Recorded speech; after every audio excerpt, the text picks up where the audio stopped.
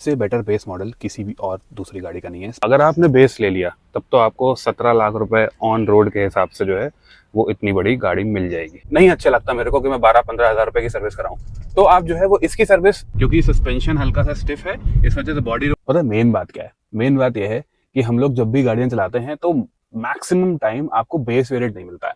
ठीक है, तो बहुत से लोग होते हैं वो कहते हैं कि यार बेस वेरिएंट के बारे में भी थोड़ा सा डिस्कस करो या लोअर वेरिएंट्स के बारे में। आज मैं वो गाड़ी लाया हूं जिसका बेस वेरिएंट डिस्कस करने लायक है, क्योंकि वे इतने लोगों के लिए सही चीज है। स्पेशली अगर आप एक मैनुअल गाड़ी ले रहे हो और आपको ये चीज है कि मैं थोड़े पैसे खर्च कर रहा हूं, तो थोड़ी सी प्रीमियम गाड़ी, थोड़ी सी बड़ी गाड़ी, फीचर रिच गाड़ी, और इससे ज्यादा फीचर रिच बेस वेरिएंट किसी का नहीं है। हालांकि ये बेस वेरिएंट नहीं है, ठीक है, अगर आप जो है वो क्लिक करोगे तो आप देखोगे कि ये बेस वेरिएंट नहीं है, लेकिन इससे ज्यादा जो है वो तगड़ा बेस वेरिएंट किसी और गाड़ी का नहीं आया है। तो बेस वेरिएंट के बारे में तो हम डिस्कस करेंगे ही इसके, लेकिन ऑब्वियसली मैं आपको ये भी चीज बताऊंगा कि क्यों ये गाड़ी लेनी चाहिए, स्पेशली अगर आप जो है 15 लाख रुपए एक शोरूम से ऊपर दूसरी गाड़ियां देख रहे हो, स्पेशली मैनुअल में। ऑब्वियसली जैसे ग्रैंड विटारा, एलिवेट, आप क्रेटा, सेल्टॉस, टाइगुन, कुछ वॉट, जितनी भी गाड़ियां आती हैं जो 15 लाख रुपए एक शोरूम के ऊपर आती हैं, और आप मैनुअल देख रहे हो, आपको थोड़ा हाईवे पे भी चलना है, थोड़ा आपको ऑलमोस्ट हर चीज आपको चाहिए, बस आपको इक्का दुक्का चीजें लगवानी पड़े और आपकी कंप्लीट गाड़ी, और एक भी चीज उसमें ऐसी ना हो जो एकदम फालतू की है। ठीक है, तो लेट्स स्टार्ट द वीडियो। मैं हूं होस्ट दोस्त यश। आज मैं आपको बताने वाला हूं अल्कजार किस तरीके से चलती है और इसके बेस वेरिएंट में जो है वो क्या क्या चीजें हैं, क्योंकि आपको इसको कंसिडर करना चाहिए। बाहर से पहले मेन वर्ड्स की बात कर लेते हैं, और स्पेशली बेस वेरिएंट के बारे में भी, क्योंकि उसका मैं हाईलाइट कर रहा हूँ। तो ये जो आप देख रहे हो एलईडी, ये दोनों बेस मॉडल में भी आपको मिल जाएगा। उसके बाद ये जो आप 18 इंच के अलॉयज देख रहे हो, ये आपको 17 इंच में बेस मॉडल में मिल जाएंगे। ठीक है, 360 कैम नहीं आता है, इसमें है। और बाकी मैं आपको पीछे भी एक चीज़ दिखा दूँ कि ये जो आपको डिस्क ब्रेक मिल रहा है बेस मॉडल में भी आ जाएगा। ये कनेक्टिंग बार है, एग्जैक्टली ऐसे ही बेस मॉडल में है। और इनफैक्ट इंफोटेनमेंट सिस्टम नहीं लगा है, फिर भी जो कैमरा है वो आपको बेस मॉडल में लगा हुआ मिल जाता है, आपको बाहर से लगाने की जरूरत नहीं है, उसी से एडजस्ट हो जाएगा इंफोटेनमेंट में। ये आपको टर्बो के साथ जो है ट्विन एग्जॉस्ट टिप्स मिल जाती हैं। उस सबसे मेन चीज़ कि आपका वॉश वाइप आपको बेस मॉडल से मिल जाता है, तो ये पर्टिकुलर चीज़ जो है वो बेस मॉडल में आपके आ जाती है। और ओवरऑल जो है वो गाड़ी अच्छी दिखती है। इनफैक्ट अगर आप बेस मॉडल में भी देखोगे तो मेन चीज़ दिखा देता हूँ जिसमें आपको फ़ायदा होगा, specially compare to the top models of Creta, Seltos, Grand Vitara, ये सब वो है ये। ठीक है, पीछे तो ठीक है आपको उतना ही स्पेस मिल गया, कभी बच्चे बैठाने हुए तो आपने यहाँ पे बैठा लिए, क्योंकि यहाँ पे बच्चे से ज़्यादा और कोई आदमी अगर 5 फुट 6 इंच के नीचे होगा तो मे भी बैठ जाए। लेकिन ये जो बूट स्पेस है ना, इसमें आप बहुत सही तरीके से यूज़ कर सकते हो। और इनफैक्ट अगर बच्चे बैठ भी गए तो आपको यहाँ पे जो है वो एसी कंट्रोल्स मिल रहे हैं, चार्जिंग स्लॉट मिल रहा है, सब कुछ मिल रहा है। अगर आपने बेस ले लिया तब तो आपको 17 लाख रुपए ऑन रोड के हिसाब से जो है वो इतनी बड़ी गाड़ी मिल जाएगी विद अ टर्बो इंजन। के फीचर्स की बात करें तो आपको थीम यही मिलेगी, बस ये लेदरेट अपॉल्स्ट्री नहीं मिलेगी। और इनफैक्ट ये ट्रेस भी आपको जो है वो बेस मॉडल से मिल जाएंगी। ये लगभग 3 किलो के आसपास जो है वो ले लेती हैं। तो आपको पैनोरामिक सनरूफ नहीं मिलेगी, लेकिन ऑब्वियसली दैट्स फाइन। और इंपॉर्टेंट चीज़ों पे आ जाते हैं, आपको जो रियर फोल्डिंग मिरर्स हैं, इनफैक्ट एडजस्टिंग वगैरह, ये सब आपको बेस से मिल जाएगा। बस आपको इंफोटेनमेंट सिस्टम नहीं मिलेगा, इनफैक्ट आपको यहाँ पे डुअल जोन एसी भी मिल जाएगा बेस मॉडल से। आपको ऑब्वियसली हाइट एडजस्टेबल जो है वो सीट्स मिल जाएंगी, इलेक्ट्रॉनिकली नहीं लेकिन मैनुअली मिल जाएंगी, लेकिन that's fine. Push button start मिल जाएगा भाई बेस मॉडल से, और क्या चाहिए। ये जो इंस्ट्रूमेंट क्लस्टर है ये नॉर्मल वाला आपको मिल जाएगा, इस तरीके का नहीं मिलेगा बेस मॉडल से, लेकिन दैट इज ऑल्सो डिजिटल। तो वो जैसे कैरेंस में या फिर वेन्यू में मिलता है, वरना में वो उस तरीके का मिल जाएगा। तो लेट्स सी ये चलने में कैसी है गाड़ी। ठीक है, एक तो मैंने चीज़ नोटिस करी कि इसका जो जैसे स्लो स्पीड्स पे जो स्टीयरिंग है ना, वो थोड़ा ज़्यादा भारी है। मतलब इतना वेट की रिक्वायरमेंट नहीं है, थोड़ा ज़्यादा भारी है। मतलब आर्टिफिशियल वेट डालने की कोशिश करी तो क्या होता है कि कभी कभी स्लो स्पीड्स में भी वेट डाल ही देते हैं लोग। दूसरी चीज़, इसका जो क्लच है वो मैक्सिमम टर्बो गाड़ी से थोड़ा सा हल्का है। ठीक है, कंपैरेटिवली जैसे आप जो है स्लो स्पीड में चला रहे हो, आपने गाड़ी रोक के खड़ी कर दी और आप जो है वो फर्स्ट गियर में हल्की हल्की वो कर रहे हो। ठीक है, तो ये आपको मैं बार बार क्लच छोड़ के दबा रहा हूँ, एक तरीके से मैं रेप्लिकेट कर रहा हूँ ट्रैफिक कंडीशन को। तो मैंने वैसे ब्रेक मारा, क्लच छोड़ा, ब्रेक मारा, क्लच छोड़ा, हल्का सा वेट है क्लच में, लेकिन क्योंकि मैंने और टर्बो पेट्रोल मैनुअल गाड़ियाँ चला रखी हैं, इतना वेट नहीं है, तो इस पे जो है वो अच्छा काम किया है। ये जो रोड पे मैं चला रहा हूँ, ये रोड ना हल्की सी टूटी फूटी है, ठीक है, तो लेट्स सी, थोड़ा सा तेज कर लेते हैं। और जब मैं टूटी फूटी रोड पे चला रहा हूँ ना, तो मेरे को लग रहा है कि स्टिफनेस है गाड़ी में। ठीक है, तो सस्पेंशन में स्टिफनेस है, आपको जो है वो फील होती है कि स्टिफ है सस्पेंशन, थोड़ा सा क्रेटा से थोड़ा ज़्यादा स्टिफ है, लेकिन छोटे मोटे जो गड्ढे हैं वो उतना ज़्यादा फिल्टर नहीं हो रहे हैं अंदर।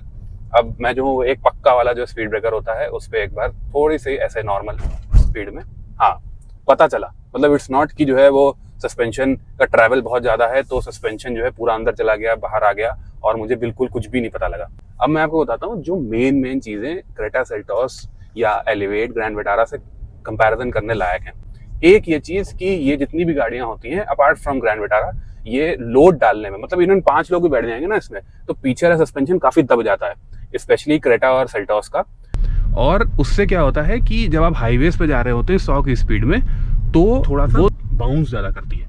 ये गाड़ी में उल्टा है, ये गाड़ी में अभी मेरे अलावा और कोई नहीं बैठा है, तो मुझे ऐसा फील हो रहा है कि थोड़ा सा सस्पेंशन ना हल्का सा स्टिफ है, लेकिन जब आप इसमें लोड कर दोगे पैसेंजर्स तो ये बेटर हाईवे ट्रिप गाड़ी रहेगी compare to all these other cars. अगर आप जो है वो पेव्ड हाईवेज पे चलाते हैं ज्यादातर, और बहुत ज्यादा टूटी फूटी रोडें नहीं है आसपास, और आप पेव्ड हाईवेज पे चीज नोटिस करते हो कि बहुत ज्यादा अप एंड डाउन मूवमेंट नहीं होना चाहिए, उसके लिए ये गाड़ी बहुत अच्छी है। तो उसमें जो एक स्टिफेंड अप सस्पेंशन होता है जिसमें 5 लोग बैठ जाएं, 6 लोग बैठ जाएं और बहुत ज्यादा मूव अराउंड ना करे, वहां पे चलने के लिए ये काफी अच्छी रोड ट्रिप कार है। दूसरी चीज मैंने चीज नोटिस करी है कि इसका इंजन जो है वो 1.5 लीटर टर्बो पेट्रोल है, और ये इंजन अगर आप 6 लोग भी बैठा लोगे ना तो आपको अंडर पावर्ड नहीं फील होगा। लेकिन इसमें ट्यूनिंग इस तरीके से है, जब मैं देख रहा हूँ कि ये 1000 आरपीएम पे इस टाइम है, थर्ड गियर पे it's around 23 kilometre per hour, और मैंने एक्सेलरेट किया, ठीक उठ जा रही है, ठीक उठ रही है, लेकिन बहुत तेज नहीं। अब 1500 के ऊपर ये एकदम से भागा, तो अगर आप 1500 आरपीएम के ऊपर रखोगे तो ये इंजन अच्छा खासा रिस्पॉन्ड करता है, ऐसा कोई दिक्कत नहीं होती है। और यही इंजन जो है आपको कैरेंस और इन सब गाड़ियों में मिल जाता है। थोड़ा सा यहाँ मेरे को लेड बैक फील हो रहा है इस इंजन में। क्यों फील हो रहा है? बहुत ही सिंपल सी चीज है कि इसमें वेट है गाड़ी में, और आपको पता चलता है कि इसमें वेट है, लेकिन इट्स नॉट कि इस वेट की वजह से ये इंजन इसमें अंडर पावर्ड फील हो रहा है। इट्स ग्रेट, अगर आप किसी भी नेचुरली एस्पिरेटेड इंजन से इसको कंपेयर करोगे उससे बहुत ज्यादा पावर है, मतलब दूर दूर तक जो है वो कोई भी कंपैरिजन ही नहीं है।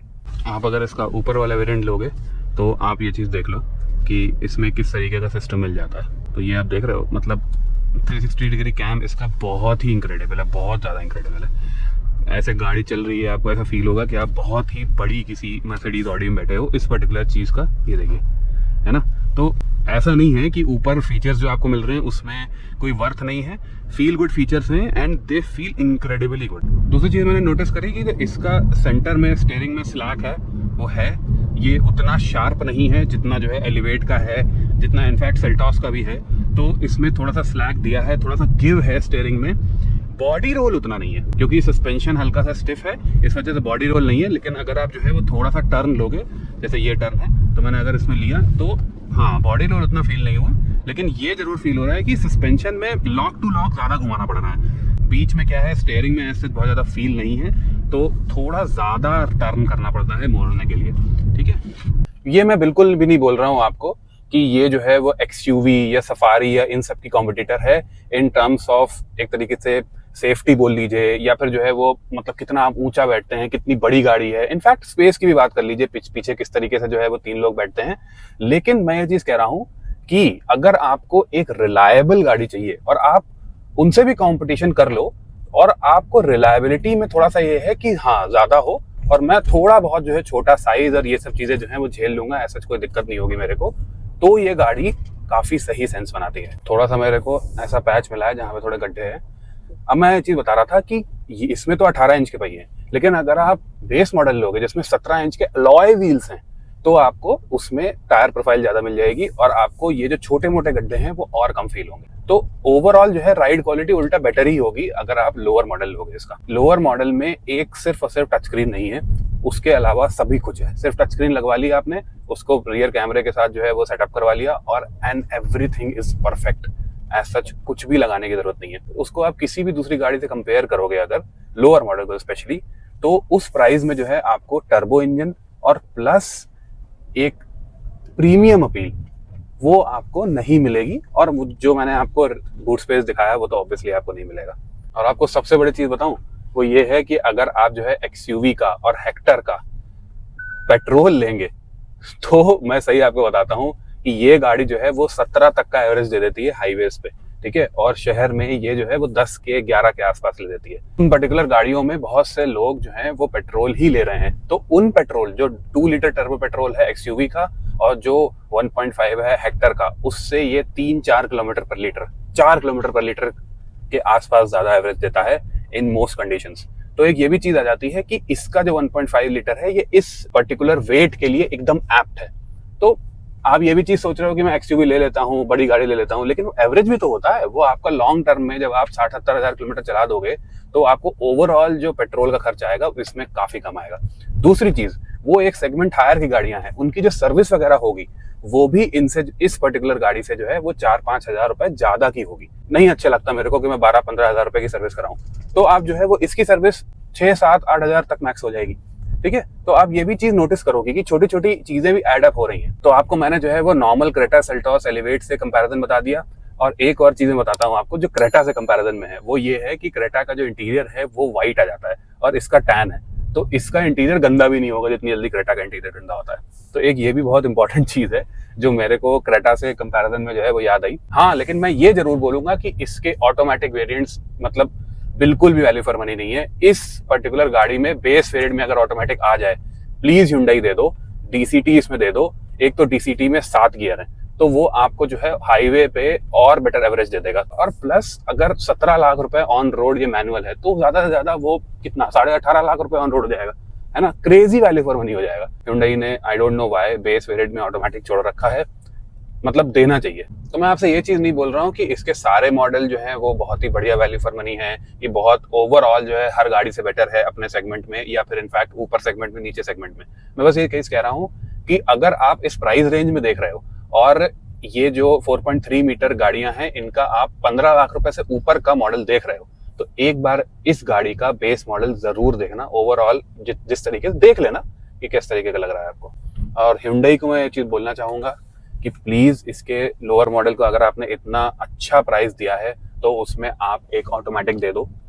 मतलब मैं सही बता रहा हूँ आपको कि आप ही की सेल बढ़ेगी और इस पर्टिकुलर गाड़ी को जो है वो बहुत सारे लोग लेंगे कंपेयर टू अभी जितने लोग लेते हैं, ठीक है। तो इस पे थोड़ा सा जो है वो आपको 25-50 हजार रुपए का के आसपास डिस्काउंट मिल जाता है। तो एक ये भी चीज अच्छी है इस पर्टिकुलर गाड़ी के बारे में कि ये डिस्काउंट भी जो है वो थोड़ा बहुत आपको दिला देती है। अब let's talk about some good and some bad points of अल्कदार। तो सबसे पहला बढ़िया चीज़ जो मैंने आपको पहले ही बताई कि इसके बेस मॉडल से आपको LED पूरा सेटअप, आपको alloy wheels, control, electronically adjustable ORVMs, zone climate control, PMS भी, एंड इनफैक्ट पीछे आपको ट्रे भी, टम्बल डाउन सीट्स भी, ये दोनों टम्बल डाउन होती हैं। और इनफैक्ट पीछे आ जाओ तो आपको बेस मॉडल से ये भी मिल जाता है, आपको बेस मॉडल से कैमरा भी मिल जाता है, और आपको कनेक्टिंग टेल लाइट्स मिल जाती हैं, और भी बहुत सारी चीज़ें मिल जाती हैं। दूसरी बढ़िया चीज़ ये है कि आपको रियर का जो स्पेस मिल जाता है, इनफैक्ट थर्ड रोड सीट के बाद भी वो भी ठीक मिल जाता है, और इसको फोल्ड करके तो बहुत ही गजब मिल जाता है, specially compare to other cars in the segment. अब इसके ऊपर वाले वेरिएंट्स लोगे तो आपको ADAS लेवल 2 मिल जाता है विद रेडार। तो इनफैक्ट जो है वो आपको रियर रेडार में मिल जाता है, जिससे ये वाला फंक्शन काम करता है। और भी गाड़ियाँ देने लगी हैं, लेकिन अभी मैक्सिमम गाड़ियाँ ये चीज़ नहीं देती हैं, तो ये मैं कूल थिंग्स में गिनूंगा। बहुत ही सही चीज़ है ये। नॉट सो गुड चीज़ों में सबसे main cheese, I don't know why Hyundai किया, यहाँ बाहर से खोलने का कोई ऑप्शन नहीं देता है, और इस तरफ से मैं अंदर नहीं जा सकता क्योंकि यहाँ पे कोई बटन ही नहीं है। इस सीट में मैं सही बता रहा हूँ, बीच वाली सीट्स में 3 लोग ठीक ठाक तरीके से बैठ सकते हैं, लेकिन यहाँ पे हेडरेस्ट नहीं है। I don't know why. एक चीज़ मेरे को थोड़ी अजीब लगी जो बताना बनता है, although leg room is fine, under side support is all right, but I don't know why seat base इसका ठीक ठाक सॉफ्ट है क्रेटा की तरह, कोई दिक्कत नहीं है, लेकिन सीट बैक मेरे को हार्ड लग रहा है। आई डोंट नो, कुछ गड़बड़ है। मतलब एक बार आप ना शोरूम पे ये चीज़ टेस्ट करके देखना, सीट बैक मेरे को टाइट लग रहा है काफ़ी कंफर्ट के हिसाब से। बाकी इंटीरियर जिस तरीके का दिखता है अच्छा दिखता है, और क्लीन करने में भी ये इंटीरियर मच बेटर होगा क्रेटा से। तो लेट मी नो आपको ये ओवरऑल प्रोपोजिशन कैसा लगा। स्पेशली गाड़ी तो ठीक है, लेकिन दूसरी चीज़ ये इंपॉर्टेंट जो मैंने इस पूरी वीडियो में स्प्रिंकल डाला है वो है बेस मॉडल का हिसाब किताब। देखिए इनफैक्ट इस गाड़ी को अगर आप जो है वो 20-21 लाख रुपए की और दूसरी गाड़ी से भी कंपेयर करोगे ऑन रोड, ठीक है। तो ये वेरिएंट भी ठीक है क्योंकि इसमें जो है कुछ एडिशनल चीज़ें आ जाती हैं, जैसे 360 डिग्री कैमरा हो गया, आपको 21 लाख रुपए में जो है एडास है, गडास सब कुछ मिल रहा है। लेकिन मेन पॉइंट ये आ जाता है कि आपको हर गाड़ी का एक कोर वैल्यू फॉर मनी भी एस्पेक्ट देखना होता है। अगर देखोगे तो इससे बेटर बेस मॉडल किसी भी और दूसरी गाड़ी का नहीं है, specially in the manual guys. तो आपको वीडियो कैसी लगी मेरे को ज़रूर बताना। अगर अच्छी लगी हो तो लाइक, अगर पहली बार चैनल पे आए हो तो सब्सक्राइब टू द चैनल। दूसरी, आप गाड़ियों के बारे में बता सकते हो जो मैं रिव्यू करूँ, और किसी भी तरीके की कोई भी कन्फ्यूजन हो तो डिस्क्रिप्शन में आपको कंसल्टेशन लिंक मिल जाएगा, आप वो भी देख सकते हो। तो के लिए नेक्स्ट वीडियो में मिलते हैं। Bye bye.